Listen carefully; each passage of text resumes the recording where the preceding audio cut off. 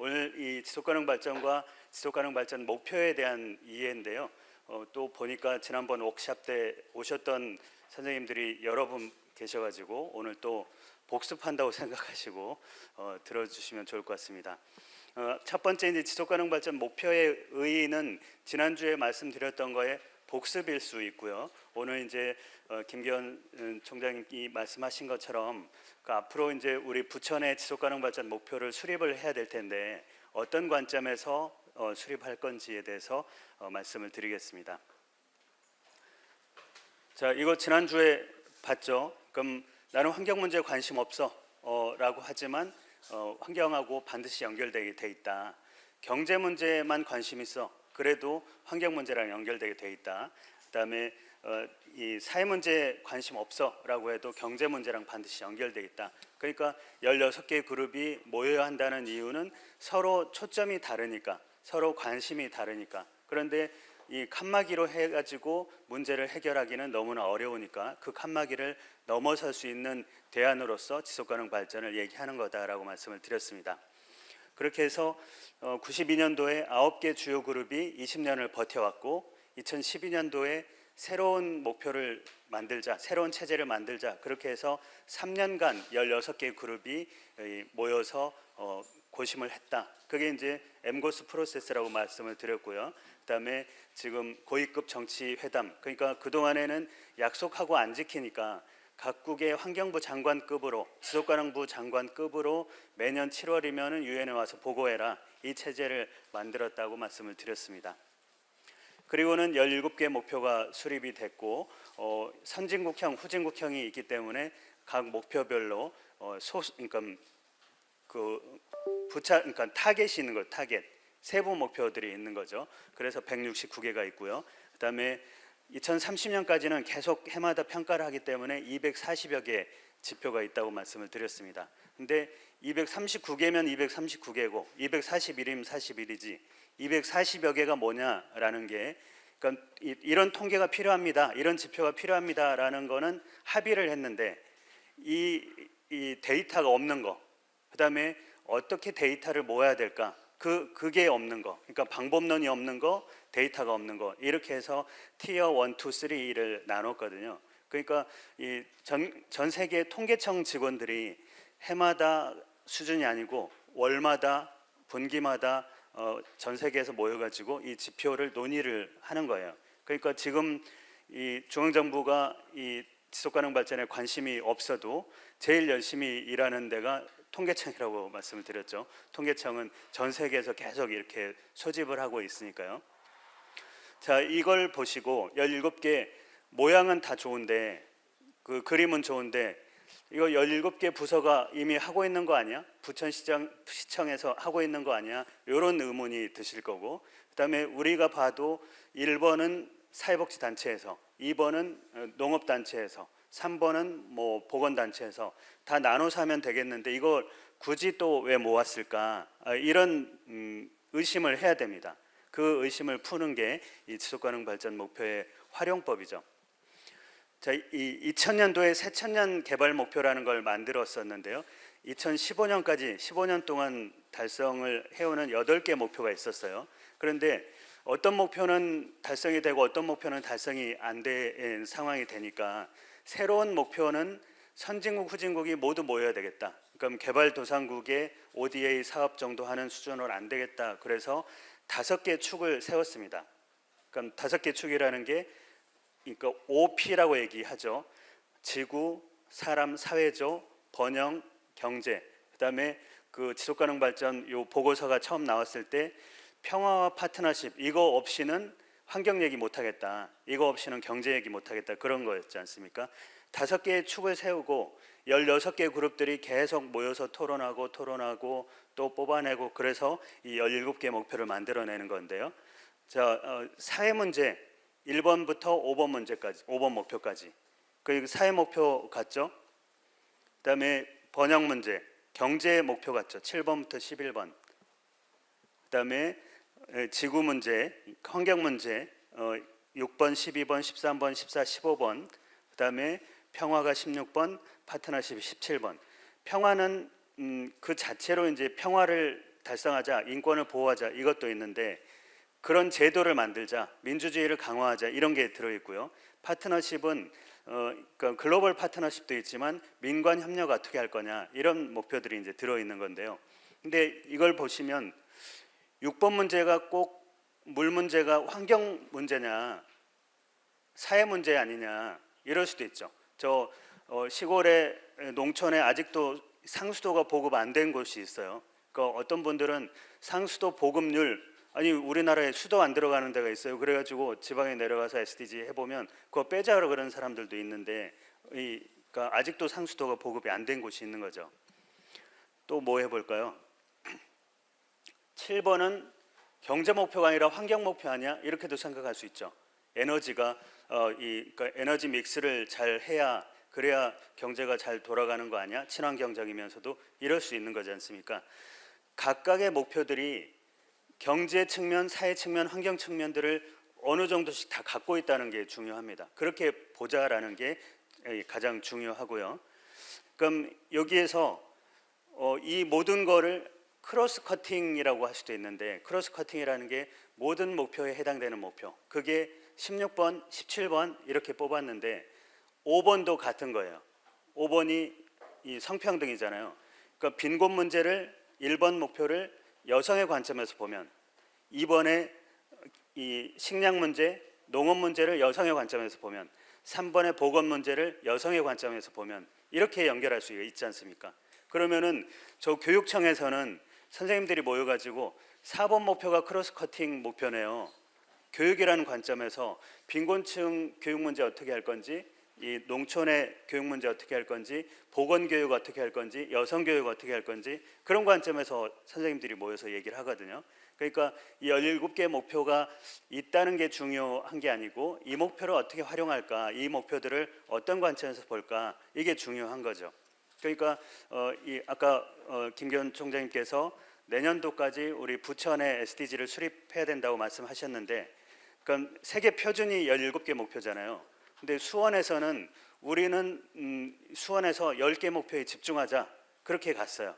그런데 그게 이 시민들이 모여서 토론하기는 10개 분과로 만들기는 좋았는데 나중에 법이 만들어지니까 공무원들이 저기는 법에서는 17개인데 왜 우리는 10개예요? 이거 잘못 만든 거 아니에요? 라든지 그다음에 보건 목표는 3번 목표에 있는데 왜 우리는 1번 목표에 있는 거죠? 이렇게 헷갈리기 시작한 거예요. 그러니까 간단하게 만든다라는 게 17개 표준은 지키면서 17개 목표마다 전략을 막 너댓 개씩 하고 단위 과제를 막 10개씩 하고 그렇게 하기보다도 집중할 것을 선택을 하면은 수원처럼 10개 안 해도 되겠다. 이를테면은 종로구가 SDG를 수립을 할 때 17개 목표를 수립은 했는데 5개의 집중 목표를 만든 거예요. 그러니까 17개의 목표는 일상적으로 추진을 하되 5개의 집중된 목표, 뭐 보건 목표라든지 5개를 뽑았어요. 그 목표만큼은 반드시 달성하자. 여기에 초점을 맞추자. 그렇게 했었거든요. 그러니까 수원처럼 10개로 이건 집중하자가 아니라 17개 분야는 다 들어있대. 그 중에 집중 목표를 정하는 것이 어떤가 그 생각을 저는 해봤습니다. 그러니까 이 17개 목표는 직관적인 의미가 있어요. 그러니까 이를테면 9번 목표는 지금 상황이 회복력 있는 인프라가 부족하니까 뭐 홍수 한번 나면은 다 무너지거나 아니면은 그 다리를 대충 만들어서 우리 성수덕에 막 무너지거나 그런 걸 계속 겪어왔는데 그런 식으로 하지 말고 지속 가능한 인프라를 구축하려면 어떻게 해야 될까 이걸 생각해 보자라는 거예요. 그러니까 뭐 외부에서 산업단지 막 들어오면은 좋을 것 같은데 산업단지들이 일로 옮겨가고 절로 옮겨가고 산업 구조가 막 바뀌고 그러면 그 시설물을 어떻게 쓸까 이런 것도 생각하지 않고 그때만 막 모으는 거죠. 저 경남이 이제 홍준표 지사님이 그만두고 나갔잖아요. 그 거의 그러니까 1년간 공백이 있었는데 도지사가 안 계시니까 공무원들이 더 열심히 일을 하더라고요. 그래서 그 담당자가 열심히 일을 했는데 그러다 보니까 경남 지역의 곳곳에서 우리는 왜 지속가능발전협의회 없어? 이래가지고 지속가능발전협의회가 여기저기서 생겨났어요. 양산시가 부산 옆에 있잖아요. 양산시에서 이제 지속가능발전협의회 이제 그러니까 만든다고 갔는데 담당 공무원들은 우리 별로 안 모일걸요. 한 20명 올 것 같아요. 자리를 20개 만들어놨는데 70명이 모였어요. 그러니까 부르지도 않았는데 공고만 보고. 근데 이분들이 왜 왔냐고 물어보니까 부산이 계속해서 이제 그 환경 규제가 심하니까 그러니까 작은 공장들이 양산으로 막 무질서하게 들어오는 거죠. 그러니까 그 들어오는 거를 뭐 일정한 질서를 만들어 준 것도 아니고 통제를 한 것도 아니고 규제를 한 것도 아니고 뭐 단지를 만들어 준 것도 아니고 그러다 보니까 주택가에 이 온갖 공장들이 막 섞여 있더라는 거예요. 그러니까 이분들이 이런 식의 발전은 안 되겠다. 그렇게 이제 계속 불만이던 차에 이런 걸 왜 인제 만들어? 그렇게 해가지고 그렇게 많은 사람들이 모이게 된 거죠. 그러니까 그분들 입장에서 볼 때 지속가능 발전 목표 9번 목표가 뭔지 모르겠고 지속가능 발전 목표 입에 붙지도 않지만 자기들의 삶을 생각했을 때 이대로 가다가는 우리가 지탱하기 어려워. 이대로 가다가 경제도 못 살리겠어, 환경도 못 살겠어, 사람이 못 살겠어. 그렇게 생각하더라라는 겁니다. 그러니까 우리가 17개 목표를 볼 때 1번 목표는 뭐 2번 목표는 뭐 이렇게 보기보다도 이 목표들이 다 연결돼 있다. 그리고 그 각 분야마다 현재 상태는 어떨까? 이거를 직관적으로 생각할 수 있다는 겁니다. 그러니까 우리 이제 전문가들이 모이시면 지표를 아주 정밀하게 가기 마련인데 지표 작업을 해보니까 전문가들이 모이시면은 한 100개, 200개씩 나와요. 그러니까 이것도 넣어야 되고 저것도 넣어야 되고 그런데 그런 지표들은 이미 행정부서에 있거나 하기 때문에 집중해서 할 수 있는 지표 이걸 우리가 잘 찾아내는 것도 이 직관의 의미가 있는 것 같습니다. 그래서 역대 이 지속가능 발전을 얘기하는 많은 문헌들을 싹 뒤진 사람이 이렇게 정리를 했는데요. 지속가능 발전이 뭐냐? 우리만 생각하지 말고 미래도 생각하자. 경제만 생각하지 말고 환경도 생각하자. 우리 세대 간의 문제만 생각할 게 아니라 그 종 간의 이 형평성까지 생물 다양성 얘기하는 거죠. 그다음에 안전성이라고 할 때는 인권 문제나 신중한 의사결정도 생각하자. 그다음에 신중성이라고 할 때 이 형평성 문제, 그 안전의 개념을 어떻게까지 확장할지 이런 것들을 생각해 보자라는 겁니다. 그러니까 이런 관점에서 1번 목표를 보면 사회복지과에서 1번 목표를 그러니까 사회복지과에서 사회복지 분야를 보는 것과는 다른 시각이 될 수 있겠죠. 그런 것을 그러니까 학습하고 훈련하고 이런 목표가 이 SDG의 활용 방법이다라고 생각하시면 되겠습니다. 저 제프리 sak스라는 분이 SDSN이라는 조직을 만들었는데요. 그러니까 이분이 반기문 총장을 보좌를 해가지고 이 지속가능 발전 목표를 만들게 된 거거든요. 한국의 이 SDSN 지속가능 발전 솔루션 네트워크 그러니까 해법 네트워크의 한국 사무소의 사무총장은 누구일까요? SDSN도 처음 들어봤는데 코리아 사무총장이 누구인지 어떻게 알아? 제가 사무총장을 맡고 있어요. 이 SDSN이 그러니까 아까 이제 우리 김기현 총장님께서 한국의 그러니까 전문가들 특히 교수들이 지역을 모른다라고 하는데 그러니까 전 세계적으로 그러니까 전문가들이 모인 조직이거든요. SDSN이. 그런데 우리나라는 그럼 서로 안 하려고 해요. 이 펀딩이 없다고 안 하려고 하는 거예요. 그러다 보니 제가 밀려서 사무총장을 하게 됐는데 거기에서 얘기할 때 17개 목표가 있는데 그 17개 목표를 달성하기가 힘들 때 이런 방식으로 가라는 거예요. 그러니까 교육과 젠더와 불평등이 엮여 있는 문제 아니냐, 보건과 웰빙과 인구 문제 엮여 있는 게 아니냐, 에너지 문제, 산업 문제 엮여 있는 게 아니냐. 그러니까 이런 방식으로 해서 집중할 수 있는 목표 내지는 부천에서 어떤 정책을 펴야 17개 목표가 효과적으로 달성될 수 있을까? 그 고민을 하는 것이 17개 목표를 잘 세팅하는 것보다 훨씬 더 중요하다. 이런 얘기를 하고 있습니다. 자, 그래서 17개 목표를 17개 재료라고 생각을 해보면 이게 이제 예술가들이 필요한 이유가 이건데요.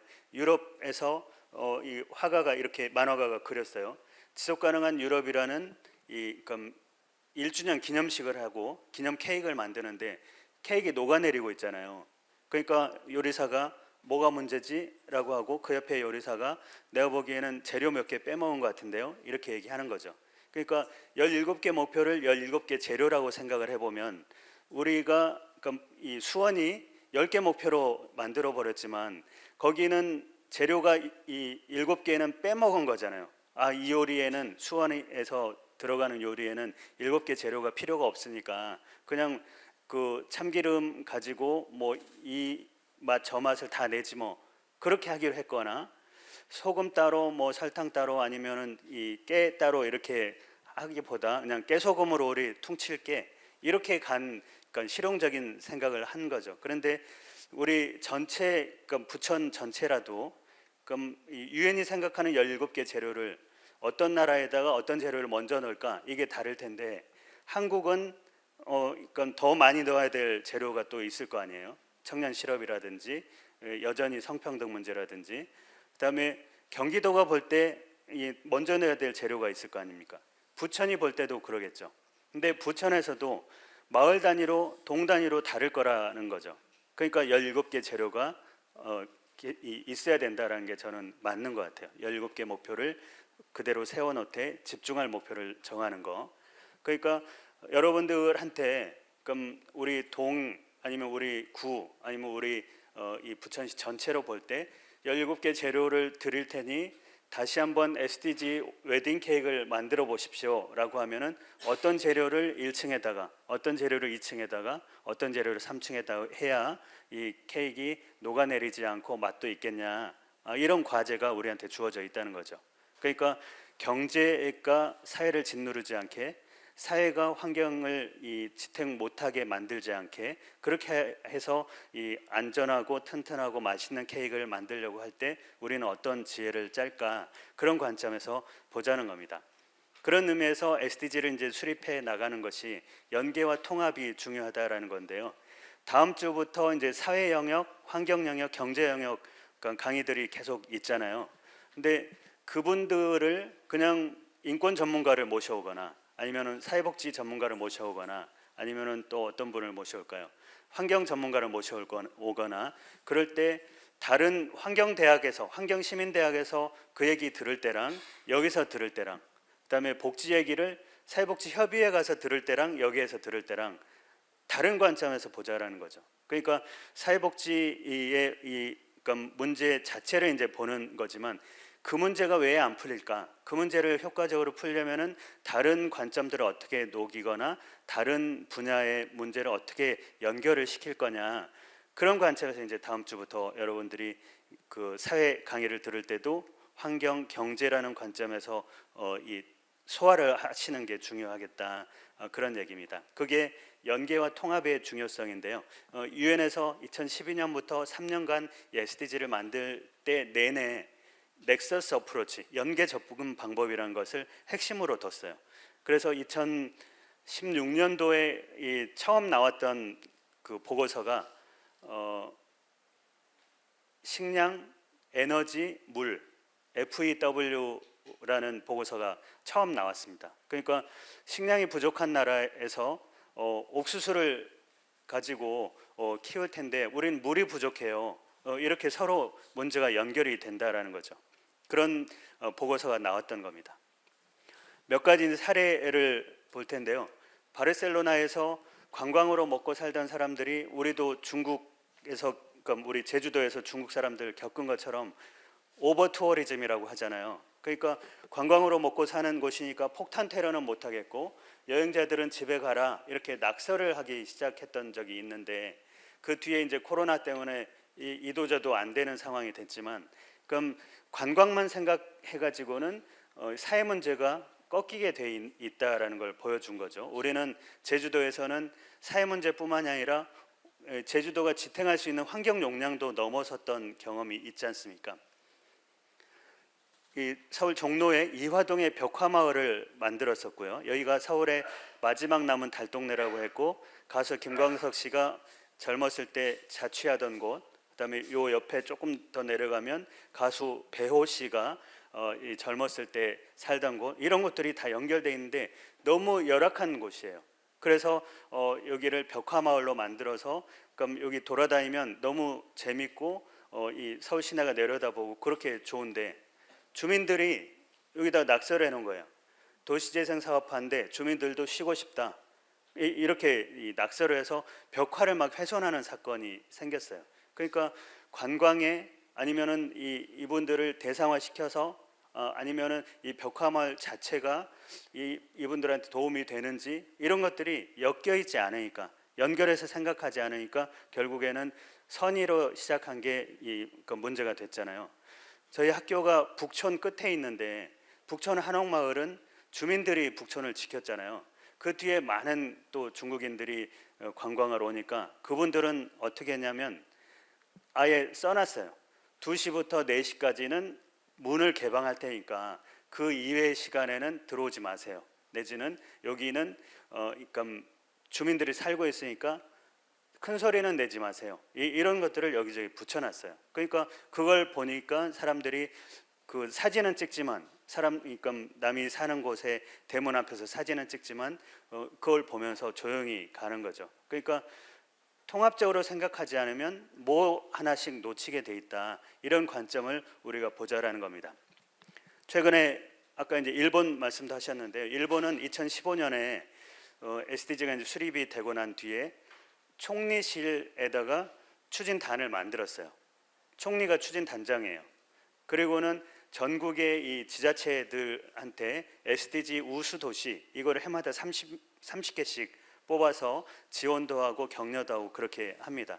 그러니까 그 일본의 대학 교수들은 그 SDG 우수 도시하고 잘 연결이 돼가지고 SDG를 어떻게 만들어낼까 그런 고민을 막 해요. 그래서 책도 많이 나오는데 최근에 이 번역된 이 책에서 그 넥서스 어프로치를 잘 보여주고 있는 것입니다. 레저 시설을 만드는데 분단 시나리오가 있고 통합 시나리오가 있다고 쳐보는 거예요. 저 손가락 모양에서 시작하면 좋겠죠. 대규모 개발을 시작을 하는데 경제 격차가 생기고 환경 부하가 생기고 해양이 오염되고 그러면 결국에는 어업이 망가지고 주민들이 반대해서 지역이 쇠퇴하는 거다. 이런 연결 구조를 우리가 생각할 수 있죠. 그러니까 그러니까 지자체장들이 늘 큰 사업들을 가져오려고 하고 그 이유는 자치분권이 제대로 안 돼 있으니까 중앙의 돈을 좀 끌어오려고 자꾸 중앙 정치인에 기대는데 중앙에서 돈을 매칭으로 하라고 자꾸 하잖아요. 그러니까 그 돈 1억이라도 받으려면 우리 없는 돈 1억을 꼭 붙여야 되니까 한 1억만 있으면은 좋은 사업 할 텐데 아기자기하게 반드시 2억짜리 사업을 해야 되니까 시설물만 남는 그럼 제가 2억 정도라고 했지만 실제로는 보조금이라는 게 한 5억, 10억씩 오니까 우리 없는 돈 5억, 10억씩 붙이는 거예요. 그러니까 자치분권의 핵심은 우리한테 권한을 다오 이게 아닌 거예요. 돈을 다오입니다. 이 지방세를 더 다오. 그러니까 권한을 다오 그랬더니 행안부에서 자기들이 하고 있는 온갖 귀찮은 일들 다 내려보냈잖아요. 그다음에 갈등의 여지가 있는 거 다 내려보냈잖아요. 그러니 이 지방 공무원들은 미칠 지경이죠. 권한은 진짜로 하나도 없고 일거리만 더 많아지는 이런 상황이 된 겁니다. 그러면 협동 시나리오로 가보자라고 하면 관계자들하고 대화를 하는 거예요.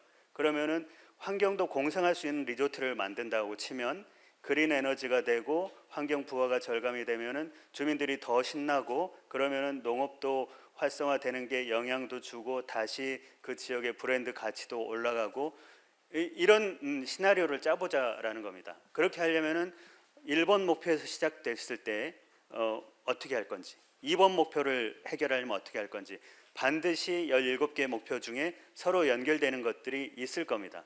그러니까 오늘도 여러분들이 이따가 토론을 한다라고 할 때 오늘 이제 토론을 어떤 방식으로 준비하셨는지 몰랐는데 그럼 여기는 경제적인 목표만 경제 분야의 목표만 한번 해보십시오.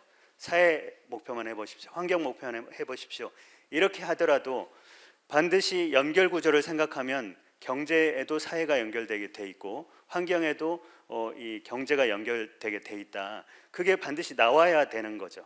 그러니까 안 나오고 딱 그 분야의 1번 목표만 사회복지 분야만 이렇게 되면은 사회복지 협의회에서 하는 거랑 별 차이가 없는 거지 않습니까? 그런데 여러분들은 내 분야에서만 열심히 일을 해가지고 해결 안 되는 문제들을 안고 여기를 오신 거다. 그런 관점에서 이런 시나리오를 짜보자라는 거죠.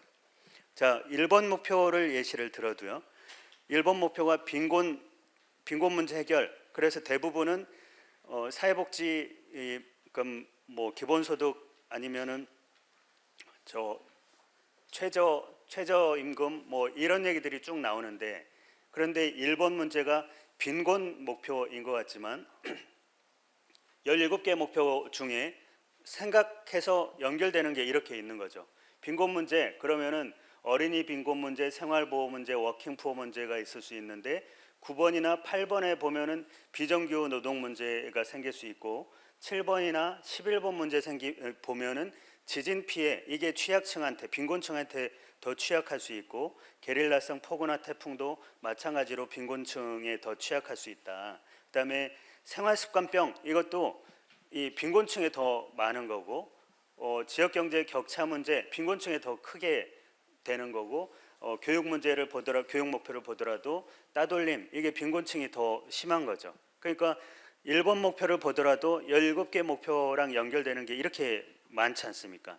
저 이재명 대표가, 민주당 당대표가 경기도지사를 하실 때 경기연구원장님은 SDG에 관심이 있는데 지사님은 이 기본소득에만 관심이 있는 거예요. 그래서 원장님이 하고 이제 상의를 하는데, 그러면 이 기본소득의 SDG를 생각하면 됩니다.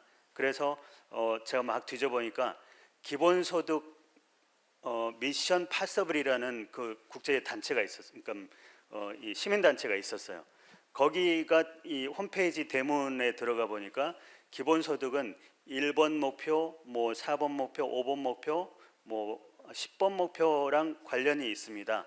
그렇게 그림을 그려놨어요. 그러니까 제가 그거 들고 와서 이렇게 해보면 되겠습니다. 그러니까 기본소득을 하려고 해도 기본소득과나 팀을 만들어서 3명, 6명한테 하라고 하는 게 아니고 기본소득과 관련된 목표, 기본소득과 관련된 사업, 기본소득과 관련된 부서들을 다 연결하면 모든 부서가 기본소득을 어떻게 해결할까, 기본소득 정책을 어떻게 정책시킬까, 그런 점에서 효과가 있습니다라고 보고서까지 나왔어요.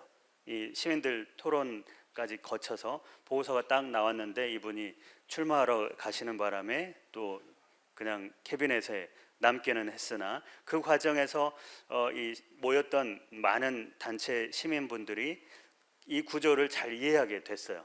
그러니까 그러니까 목표라는 게 17개가 따로따로 있지 않다. 통합적으로 봐야 이 목표를 해결할 수 있다. 그거를 겪었습니다.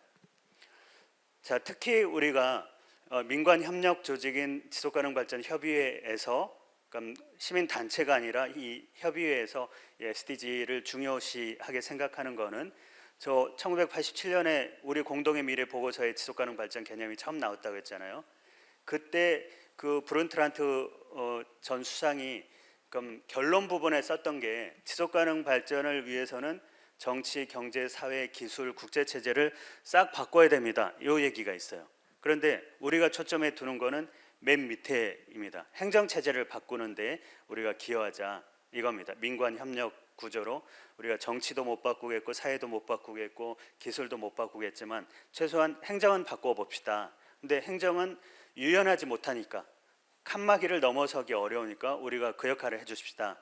더하기 행정이 자기 교정 능력이 없어요. 이게 뭔 말일까요? 이 엘리트 공무원들을 뽑아놨어도 들어갈 때까지만 엘리트지, 들어가서는 촘촘히 계층제, 관료제, 예산과 규정과 선례에 묶여 있는 거잖아요. 그러니까 조폭하고 다름없는 의사결정을 하는 거예요. 막말을 하면 지금 이 정부가 그런 건가요? 그 얘기가, 그럼 계층제라는 거는 위에 명령이 내려와야 하는 거잖아요. 본래 막스 베버가 이 계층, 그러니까 관료제라는 표현을 썼을 때는 그때까지는 미국 공무원 제도가 1910년대, 20년대까지 다 이 전리품, 그러니까 이 우리말로 엽관제였어요. 그러니까 정권이 바뀌면 1급부터 10급까지 싹 바꿔버리는 거예요. 근데 그때까지 공무원의 90%가 전신전화국, 우체부였어요.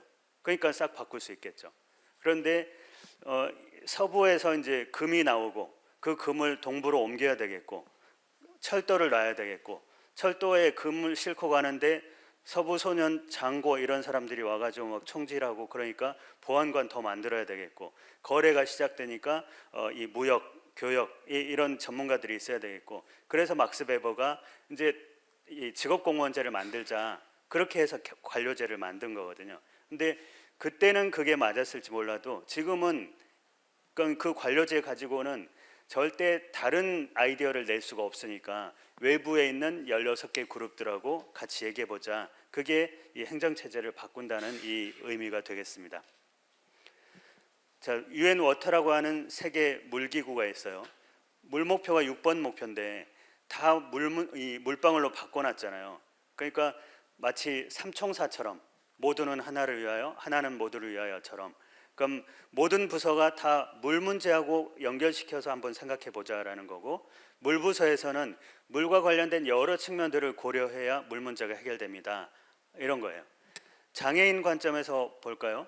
이 서울의 장애인 이 공론장을 운영했던 팀이 도저히 못하겠다, 그 다음에는 안 한다고 했었는데 그 이유가 공론장을 하려고 하면은 얘기해 보십시오 그러면은 시설 더 내놔라, 뭐 예산 더 내라, 너무 열악하니까 그렇게 하는데 이 공론장은 공론장을 운영하는 팀일 뿐이지 권한도 없는데 그래서 이제 너무 힘들다는 거예요.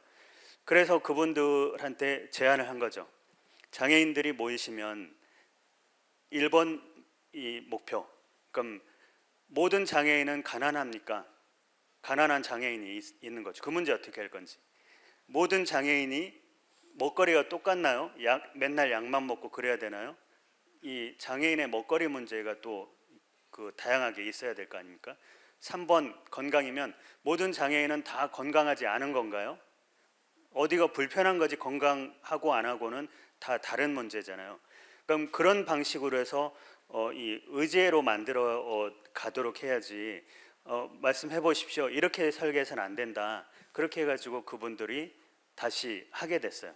그러니까 또 2015년도에 여성단체에서 SDG 5번 목표 달성을 위한 토론회, 여성정책 토론회라고 했는데 프로그램을 쭉 보니까 제가 안 가도 되겠다 이렇게 생각을 했는데 의미가 없다라는 게 아니라 SDG 5번자를 안 붙여도 될 토론회를 하는 거예요. 여성정책 전문가들만 쭉 앉아가지고 토론을 하는 거였으니까 기존의 SDG자를 안 붙여도 될 토론회를 하는 거지 않습니까? 그러면은 거기에는 이 빈곤 문제 전문가도 들어가서 빈곤층 여성 문제 얘기해야 되고 이 먹거리 전문가가 들어가서 여성의 먹거리 문제 이런 얘기를 해줘야 5번 목표가 달성이 되는 거잖아요. 그럼 그런 방식으로 우리가 생각해 보자. 그러니까 충북에서 토론회를 하는데 어느 분이 그럼 이 목표가 연결되는 거 충북은 이 문제가 최고입니다 라고 얘기하는 게 자기 할머니가 여전히 밭일을 하는데 쪼그려서 일을 하니까 할머니의 허리 건강이 걱정이 됩니다. 이래서 제가 그려본 거예요. 아, 그러면 충북의 핵심적인 문제는 농촌의 고령 여성의 건강이 문제네요. 그러면은 이 농업과 여성과 보건소가 따로따로 일하지 말고 처음부터 같이 있었으면은 문제가 해결이 더 잘 되지 않았겠느냐. 그러면서 저걸 만들었고요. 종로에서 SDG를 수립을 하는데 우리 마을에서 뭐 협력하는 게 없는데요. 부서들이 그러는 거예요. 제가 홈페이지를 뒤져서 업무 분장표를 가지고 금방 만들어 보니까 6개 부서가 연결이 되는 거예요. 요새는 이제 뭘 해도 주민들을 모아놓고 물어보니까 오늘 도시농업부서가 가서 오늘 농업 얘기만 하세요 이렇게 갔다 오면 내일 저 웰리스센터 부서가 또 가서 50명 모아가지고 오늘 웰리스센터만 얘기하세요. 이렇게 하는 게 기존 방식 아닙니까? 그렇게 하지 말고 처음부터 6개 부서가 함께 가서 50명 모아놓고 이 문제를 어떻게 해결할까요? 그러면은 웰리스센터에 자주 다니던 분은 옥상이 비어있던데 거기에 태양광 패널 올립시다. 그 얘기하면은 7번 목표, 7번 부서가 해결이 되죠. 그다음에 작은 도서관 자주 다니던 분이 그 앞에 빈 공터가 있던데 텃밭 만듭시다. 그러면은 도시농업 부서가 해결책을 갖고 가는 거 아니겠느냐. 그렇게 만들었고 그래서 이제 5개의 집중 목표가 생겼던 겁니다. 주민참여예산제 많이 참여하셨죠? 제일 큰 문제가 10억 줄 테니까 30개 동이 나눠서 써. 이런 느낌을 받잖아요. 그러니까 은평구가 주민참여예산제 전국에 이제 소문이 났는데 소문 나서 이제 자꾸 찾아오는 거예요. 전국적으로. 근데 찾아올수록 부담이 되죠. 사실 우리가 모든 동의 잘 하는 것도 아니고, 그다음에 온라인 투표 막 부추겨 가지고 옆에 같이 하자고 해서 한 것도 많은데 이렇게 찾아오면 곤란하지. 막 이렇게 하다가 그러니까 뭔가 다른 걸 해야 되겠다 해서 주민참여예산제하고 주민자치위원회 공동 회의를 개최를 한 거죠. 그런데 어떻게 했냐면은 동마다 주민 설문조사를 했어요. 17개 재료 중에 우리 동에 제일 시급한 재료는 뭡니까? 우리는 3번, 7번. 우리 동네는 4번, 7번. 이렇게 막 나왔을 거 아니에요. 동마다 우리 이런 거 필요해요. 그 CCTV 달아주세요. 이런 거는 금방 해결할 수 있지만 앞으로 독거노인들에 대한 정책이 더 필요합니다. 이런 정책적인 아이디어가 나왔을 거 아닙니까?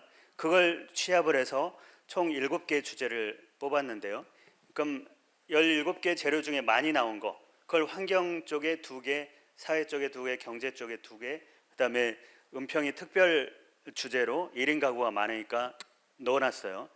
자, 주민자치위원이 오늘은 우리 동네에 뭘 끌고 갈까 딱 오는 거예요.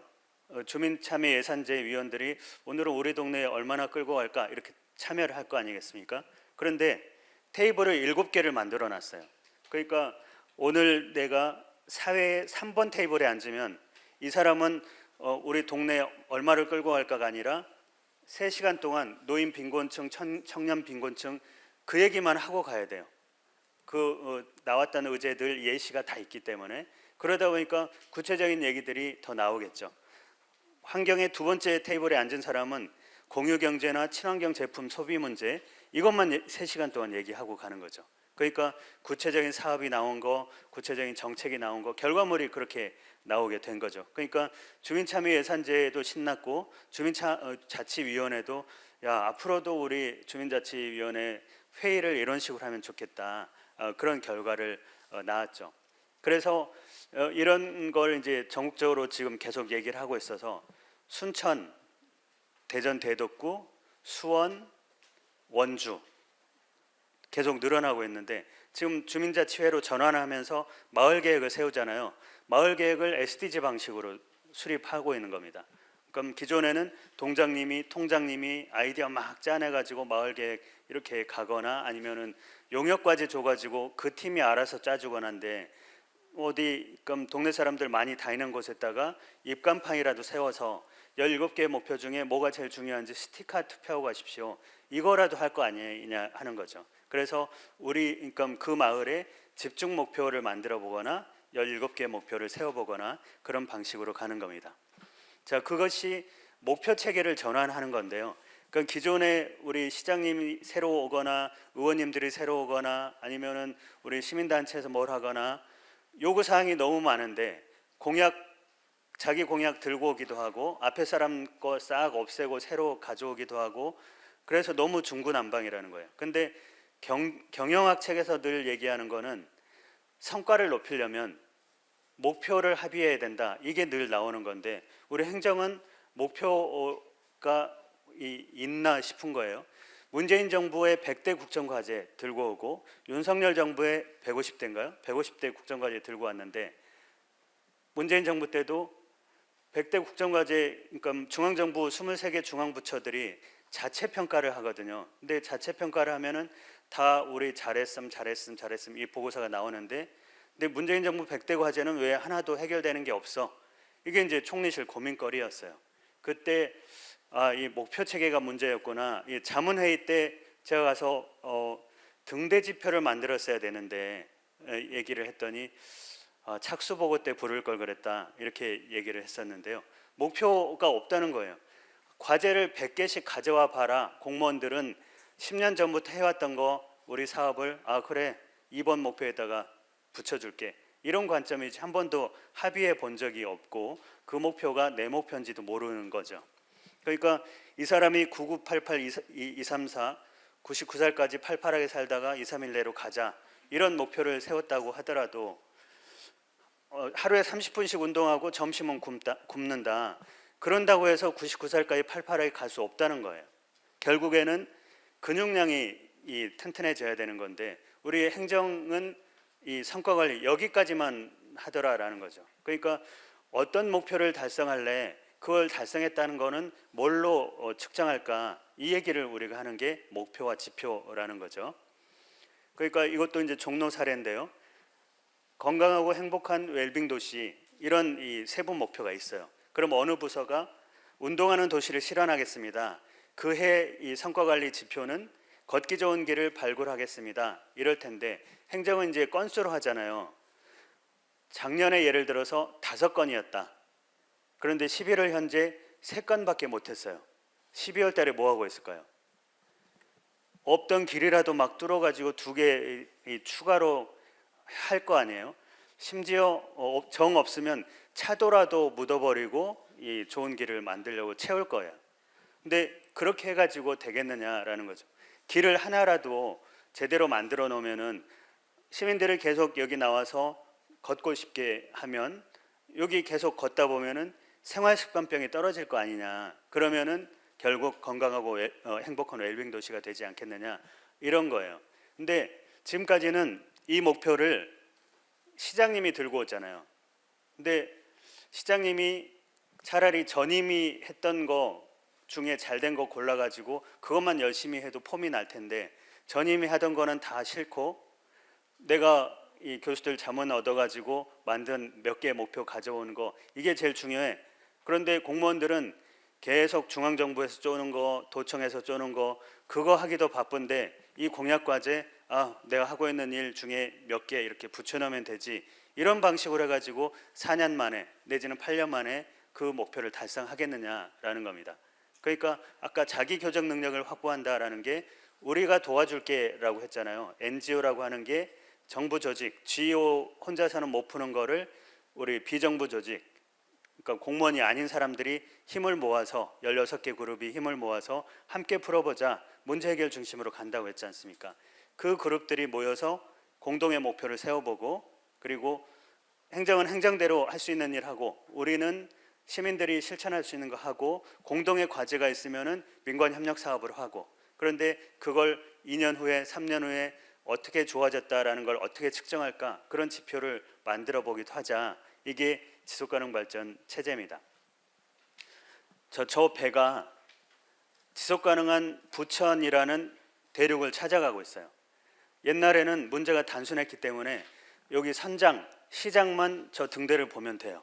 그런데 문제가 복잡해지니까 모든 선원이 저 등대를 보지 않으면 풍랑에 휘둘리는 거죠. 그래서 지속가능한 이 부천이라는 대륙을 못 찾습니다.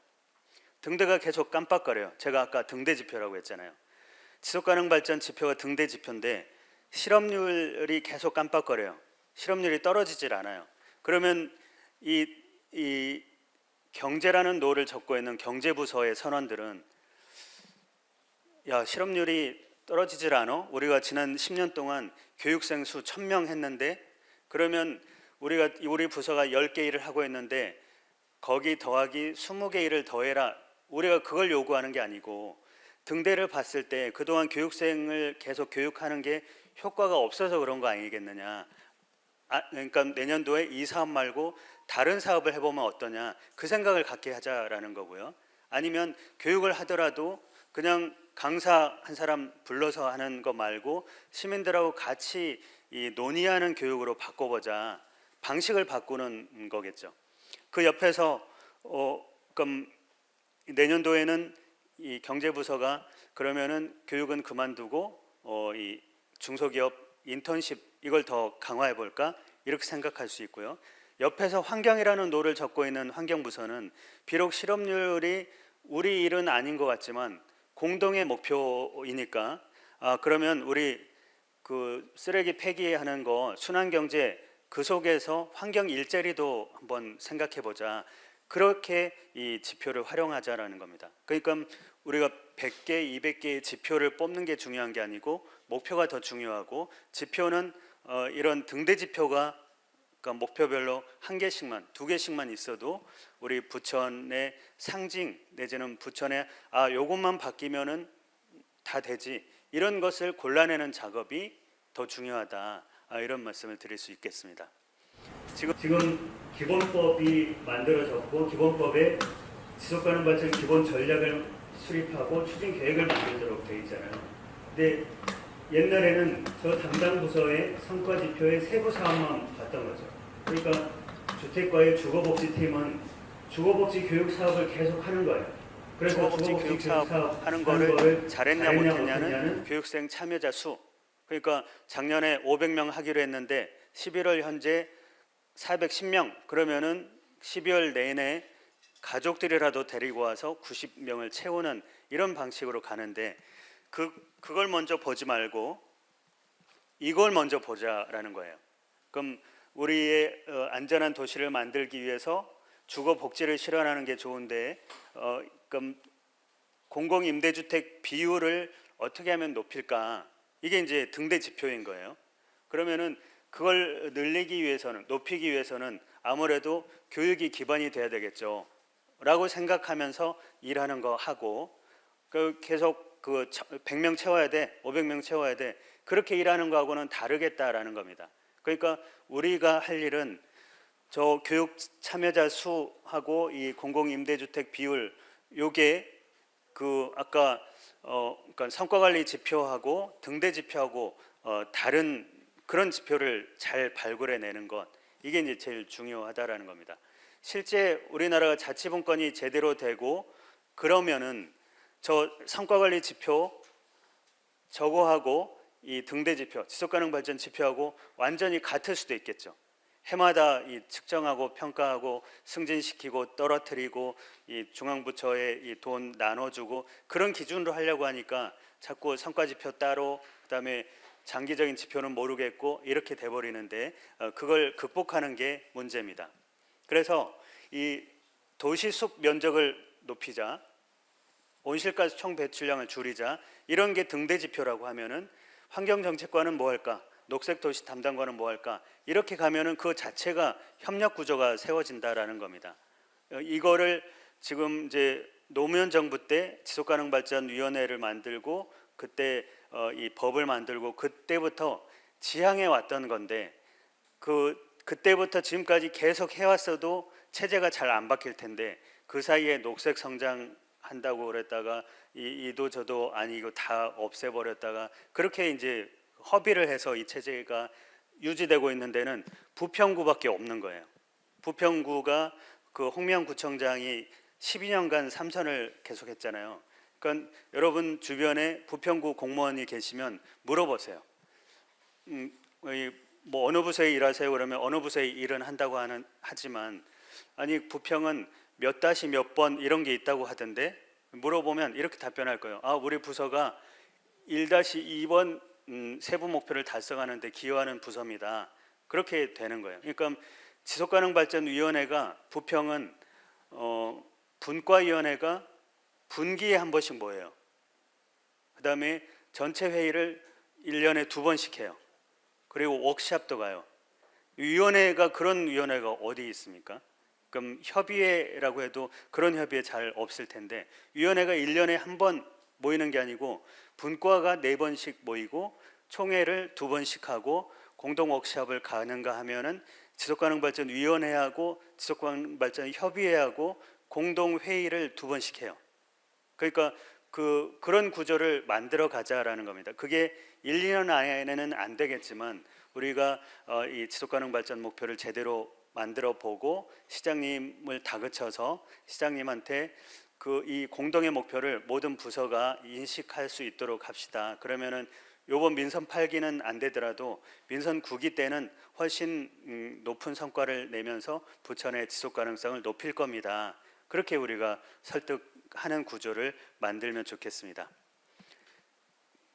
지금까지 이제 보통 이 지속 가능 발전 기본 전략 세우면 그럼 공무원 입장에서는 이게 뭐야, 또 일도 많은데, 이래 주로 연구진한테 맡겨요.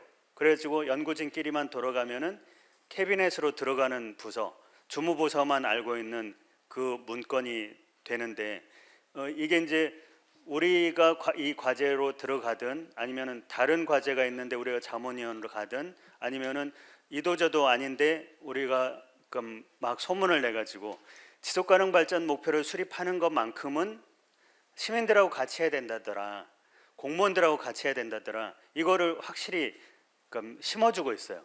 그러니까 다른 과제는 그냥 전문가 자문 중간 보고 기말 보고 때 딱 하고 말잖아요. 근데 이 공동의 목표를 세우는 거니까 반드시 공무원들이 회람이라도 해야 된다.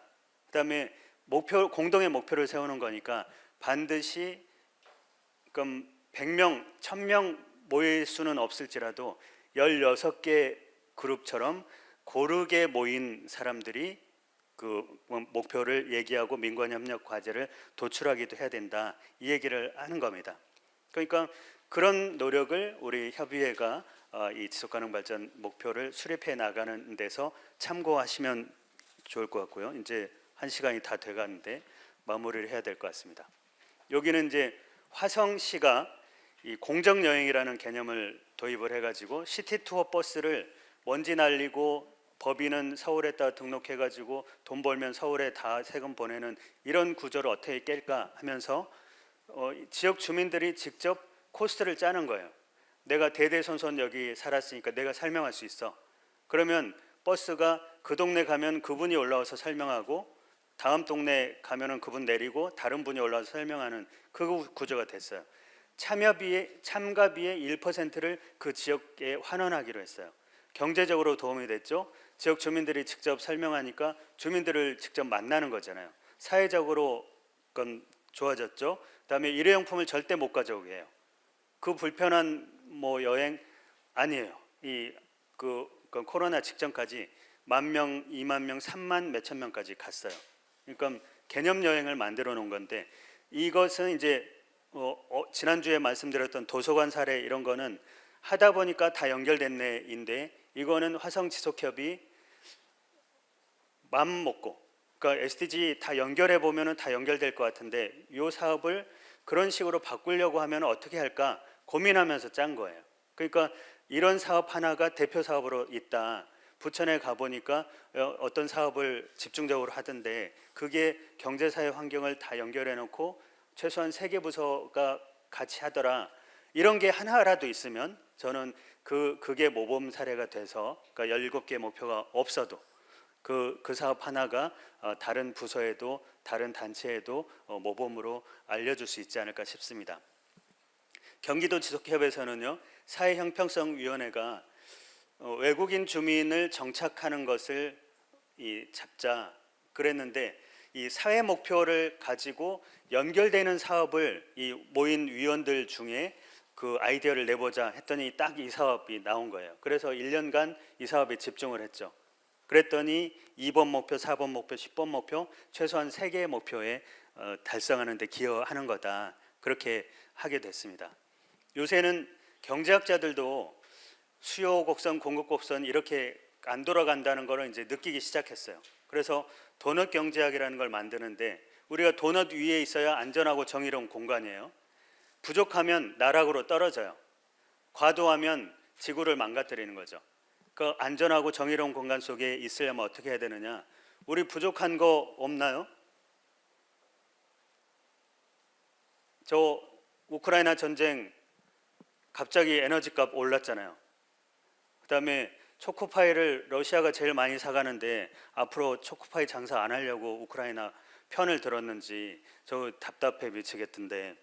그럼 그럴수록 그 지역이 전쟁이 나면은 우리 또 식량 문제가 생기는 거 아니겠어요? 그러니까 우리는 식량 부족 국가. 그러니까 식량 자급률이 몇 프로죠?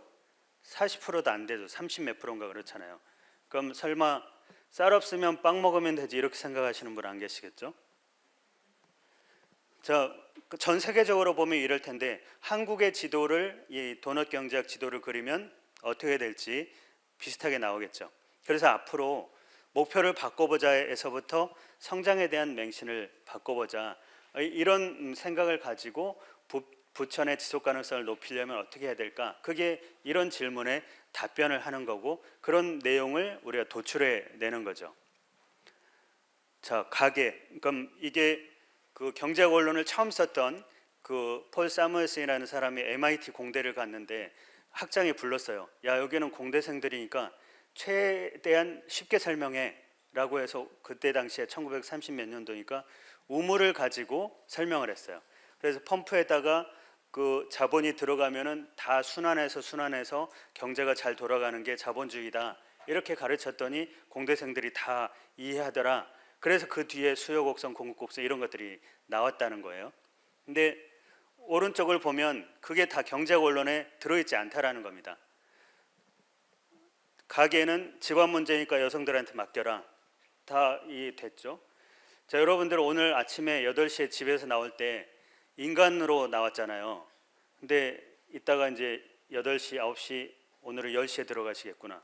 10시에 들어가시면 인간이 아닌 상태로 들어가잖아요. 그러면 다음 날 8시에 나올 때까지 저 가게에서 인간으로 만들어 주는데 그 인간으로 만들어 주는 비용을 회사가 주느냐? 이런 관점에서 보면은 이 절대 그러니까 경제학에서 얘기하는 게 아니더라. 이 얘기를 하고 있는 거예요. 그럼 저런 원리들을 어떻게 우리 부천의 지속가능성, 지속가능 발전 목표, 지속가능 발전을 위한 사업 이런 것들을 도출할 때 그러니까 만들어낼까 그 얘기고요. 이 지방이 더 중요하다라고 하는 얘기. 그러니까 야, 우리 지역에서 사소하게 이렇게 목표 세워가지고 뭐 되겠어? 이러지 말라고 말씀드렸죠. 지난주에 그 20년간 나인 메이저 그룹이 버텼는데 지구가 이 모양이야가 아니라 7,787개가 버티고 있어서 이렇게라도 버텨온 거다 말씀드렸잖아요. 자, 이 클레이가 저 2012년도에 이제 SDG 수립하려고 할 때 그 시점에서 이런 선언문을 냈어요. UN 기후변화 협약 1992년이고요. 교토 의정서가 이행 규칙으로 발효된 게 2005년이에요. 그러니까 약속해놓고 실제로 작동한 거는 13년이 걸렸다는 거잖아요. 근데 이 클레이에 1000개의 지자체들이 야, 지방 행동을 하자. 이게 8개월밖에 안 걸렸다는 거예요. 그러니까 앞으로 우리 지구를 살릴 이 주역은 지역에 있다. 지방 정부에 있다. 더 이상 이 중앙 정부에 의존하지 않겠다. 이런 선언을 한 적이 있습니다. 그러니까 지난주에 유엔에서 내년도에 미래 협약도 만들고 그러니까 세계 정부를 이제 꿈꿔가는 그런 역할을 할 테니까 지역에서는 여러분들이 튼튼하게 이 지역의 지속 가능성을 위해서 노력하자 이런 얘기입니다. 요거는 이제 보너스 요새 ESG를 하고 있는데 ESG가 갑자기 떨어져 나온 것 같지만 SDG가 아니라 훨씬 넘어서 92년도에 리우 회의를 준비하면서 기업 니네는 뭐 할래? 이렇게 얘기하면서 UN 글로벌 컴팩트가 나왔고요. 기업 모임이에요. 그다음에 투자 원칙 이런 게 나왔고 그게 쌓이면서 저 ISO 26000 기업의 사회적 책임 이런 게 나오면서 드디어 2004년도에 그러니까 ESG라는 표현이 나오게 됐어요. 그러니까 이게 갑자기 이렇게 튀어나온 얘기가 아닌데 그러니까 이 모든 게 삼성 탓이라고 얘기했죠. 삼성이 기존에는 국내 기업인데 글로벌 기업이 되다 보니까 글로벌 큰 손들이 ESG 경영 안 하면 앞으로 투자 안 하겠다. 그래서 난리가 난 거라고요. 2021년부터 그 선언을 했으니까. 그러니까 이것도 기업이 작성한 건데 그럼 17개 목표를 공동으로 합의했는데 기업 입장에서 우리는 E라는 관점에서는 이 목표에 집중하겠다. S라는 관점에서는 이 목표를 달성하는 데 기여하겠다. 이게 ESG예요. 그럼 제가 ESG 강의하라 그러면 가서 이 얘기부터 시작을 하는데 그러니까 긴가민가 하는 사람들이 있어서 제가 챗 GPT한테 물어봤어요. 제대로 답변을 해줬어요. 영어로 물어보고 영어로 답변한 거를 그럼 번역한 거예요. 그래야 정확히 나오니까. SDG와 ESG는 비슷합니다. 근데 목표 초점 범위의 차이가 있죠. SDG는 2015년도에 정부, 기업, 시민사회가 함께 합의한 목표예요. 근데 ESG는 그러면 기업은 뭐 할래? 그래서 기업의 성과를 측정하는 거죠. 그래서 기업이 어떤 측면에서 SDG에 기여할까? 환경 측면에서, 사회 측면에서 또 기반이 되는 이 거버넌스 측면에서 어떻게 할까? 그러니까 SDG와 ESG는 결국 지속가능 발전에 기여하는 수단인데 SDG는 정부, 기업, 시민사회, 지구인 모두가 합의한 목표고 그 목표를 달성하기 위한 기업의 행동 원리, 이게 ESG다 이렇게 보시면 되겠죠. 그러니까 지금 이 중앙 정부가 그러니까 정확히 모르다 보니까 지자체에서 지속 가능 발전 기본 전략 및 ESG 행정 연구 막 이런 거를 발주하는 데가 있어요. 근데 ESG라는 거는 최소한 공공부문에서는 산하기관이 하면 돼요. 도시공사, 시설관리공단 그런 데에서 우리 시청이 세워놓은 SDG를 우리 산하기관은 이 지속가능 경영이라는 측면에서 어떻게 할까, 어떤 데에 초점을 맞출까 그렇게 가는 거예요. 그러니까 ESG하고는 헷갈리시면 안 됩니다. 자, 오늘은 SDG에 대해서 이제 알아봤는데요. 그럼 다음 주부터는 각 분야별로 이제 또 그런 토론을 하실 텐데 오늘 이 통합적인 관점, 연계 접근 방법 이거를 이제 생각하시고 다음 주부터 계속 사회 문제, 환경 문제 이제 보실 텐데 오늘은 우리가 그런 통합적인 사고를 갖고 있는지를 남은 시간 동안 하실 거죠. 네, 여기까지 마치겠습니다. 네, 고맙습니다.